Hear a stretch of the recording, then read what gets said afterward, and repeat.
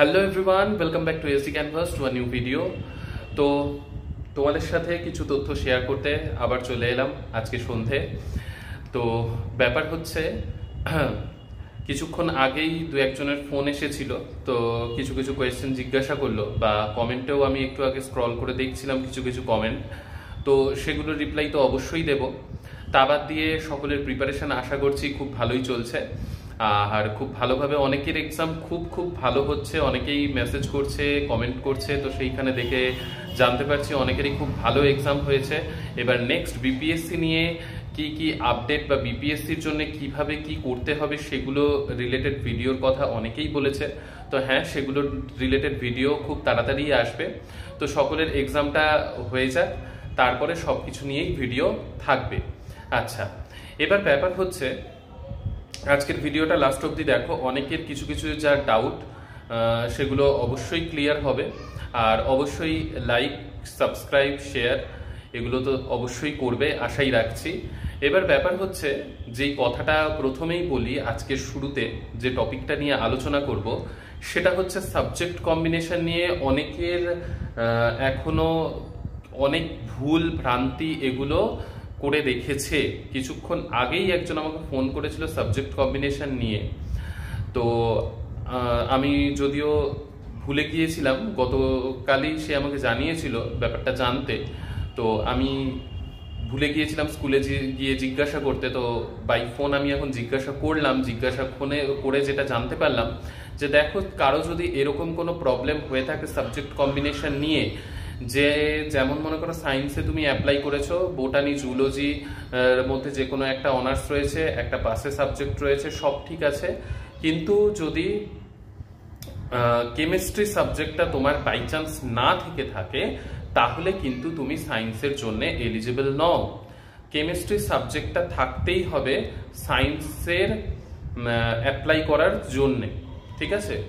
তোমার যদি ফিজিক্স পাসে নাও থেকে থাকে তাও হবে, কিন্তু বায়োর সাথে সাথে কেমিস্ট্রি সাবজেক্টটা তোমার গ্র্যাজুয়েশনে থাকতে হবে as a science teacher apply করার জন্যে, বা এক্সাম দিয়ে কোয়ালিফাই করে জয়েনিং হয়ে ফার্দার যদি কোনো প্রবলেমে তোমাকে না পড়তে হয়, তাহলে কেমিস্ট্রি সাবজেক্টটা অ্যাজ আ সায়েন্স টিচার হিসেবে তোমার গ্র্যাজুয়েশনে পড়ে থাকতে হবে, ঠিক আছে? কারণ এই নিয়ে আমাকে দু একজন জিজ্ঞাসাও করেছিল, একজন ফোনও করেছিল। তো তারটা আমি ভালোভাবে দু একজন স্যারের সাথে ডিসকাস করে এইমাত্র জানতে পারলাম, বা নোটিফিকেশনে খুব ক্লিয়ারভাবেও মেনশন রয়েছে, তাও আমি টিচারদের কাছ থেকেও একবার শুনে নিলাম যে এরকম যদি কারো কোনো সমস্যা থেকে থাকে, তারা কিন্তু পরীক্ষা দিয়েও সিলেক্ট হয়েও তাদের পরবর্তী ভেরিফিকেশনে মানে রিজেক্ট হবে, ঠিক আছে? আচ্ছা, এবার ব্যাপার হচ্ছে এস্টেটের অ্যাডমিট এইরকম সাবজেক্ট কম্বিনেশনে ভুল থাকা সত্ত্বেও চলে আসছে কেন? অনেকের মনে এই প্রশ্নটাও জাগতে পারে। তো দেখো, এস্টেট এক্সামটা জাস্ট কোয়ালিফাইং নেচারের একটা এক্সাম, যেটা আমি প্রত্যেকটা ভিডিওতে অনেকবার করেই বলেছি।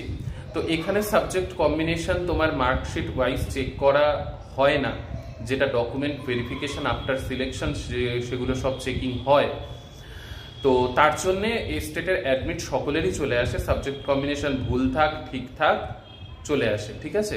এটা হচ্ছে ব্যাপার। আচ্ছা, এবার নেক্সট একটা ব্যাপার নিয়ে কথা বলবো, যেটা যে আজকে যেমন 24 তারিখ আর 25 তারিখ সারান ডিস্ট্রিক্টে যে এক্সাম হওয়ার কথা ছিল, সেই এক্সামটা কিন্তু পোস্টপন হয়ে গেছে, মানে এক্সামটা ক্যান্সেল হয়ে গেছে। কবে নাগাদ এক্সাম হবে, বা আগেও যে দুটো টেটের এক্সাম সারান ডিস্ট্রিক্টে ক্যান্সেল হয়েছিল, সেগুলো কবে নাগাদ হবে এটা নিয়েও অনেকে প্রশ্ন করেছে, কারণ অনেকের পড়েছে সিট ওখানে। তো দেখো, আপাতত বলা যাচ্ছে না, নোটিফিকেশন আসলে অবশ্যই তোমাদেরকে জানিয়ে দেওয়া হবে। তবে এটা ঠিক যে খুব তাড়াতাড়ি তোমাদের এক্সামগুলো নিয়ে নেওয়া হবে, পেপার 2 এর আগেই নিয়ে নেওয়ার সম্ভাবনা খুব বেশি। তো নোটিফিকেশন আসলে অবশ্যই চ্যানেলের থ্রু আমি জানিয়ে দেব তোমাদেরকে। আচ্ছা, তো এটা গেল।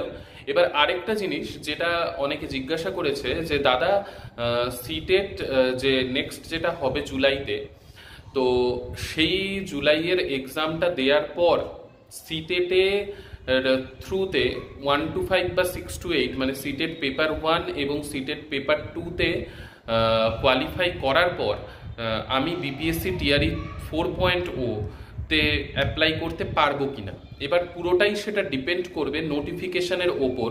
যদি নোটিফিকেশনের রেজাল্ট শো করতে বলে তাহলে তোমাদের বিপিএসসি টিআরই 4.0 এর অ্যাপ্লাই করার আগে যদি রেজাল্ট না আসে তাহলে তোমরা অ্যাপ্লাই করতে পারবে না। আর যদি নোটিফিকেশনে লেখা থাকে যে সিটেটে বসেছো সেই হিসেবে অ্যাপ্লাই করতে পারবে তাহলে করতে পারবে। সেটা পুরোটাই নোটিফিকেশনের উপর ডিপেন্ড করছে। এখন নোটিফিকেশন আসলে সেটা পরিষ্কার তোমাদেরকে জানিয়ে দেওয়া যাবে, ঠিক আছে। আর যাদের আগের থেকে সিটেট ক্লিয়ার করা রয়েছে তাদের জন্য তো অসুবিধা নেই, তবে একটা কথা মাথায় রাখতে হবে, সিটেটে কিন্তু আদার স্টেট 90 থাকতে হবে, 90 বা 90+ স্কোর থাকতে হবে। তার থেকে কম থাকলে ফিমেল হোক বা অন্য যে কোনো ক্যাটাগরি হোক না কেন আদার স্টেটে এলিজেবল নয়, ঠিক আছে। পাটনা হাইকোর্ট থেকে সেটা ক্লিয়ার করে দিয়েছে। তো যাদের যাদের এরকম কোনো ডাউট ছিল যে অনেকে হচ্ছে চাকরি করছে সিটেটে 90-র কম নাম্বার থাকা সত্ত্বেও, অনেক এরকম এসেছিল মেসেজ, তো তাদের কিন্তু এখন ধীরে ধীরে নামের লিস্ট তৈরি হচ্ছে। যাদের এরকম থাকছে তাদের সমস্যার সম্মুখীন হতে হবে। তাহলে আশা করি বোঝা গেল ব্যাপারগুলো। তো আজকের ভিডিওতে তোমাদের সামনে এই কটা টপিক নিয়ে আমার ডিসকাস করার দরকার ছিল, তাই ডিসকাস করলাম। নেক্সট যদি আরও কিছু টপিক নিয়ে, হ্যাঁ, বিশেষ করে বিহারে হচ্ছে জব করার পর কেমন কি বা স্যালারি কত তারিখে ঢোকে বা স্যালারি প্রত্যেক মাসে পাওয়া যায় কিনা, এগুলো নিয়েও অনেকের মনে অনেক ডাউট রয়েছে। আজকের ভিডিওতে সেটা আমি বলছি না, নেক্সট ভিডিওতে অবশ্যই সেগুলো নিয়ে ডিসকাস করব। তো ভালোভাবে সকলে এক্সাম দাও। কালকে যাদের এক্সাম রয়েছে তাদের জন্য বেস্ট অফ লাক। আর সঙ্গে থেকো, পাশে থেকো। নেক্সট ভিডিওতে তোমাদের সকলের সাথে আবার দেখা হচ্ছে। বাই।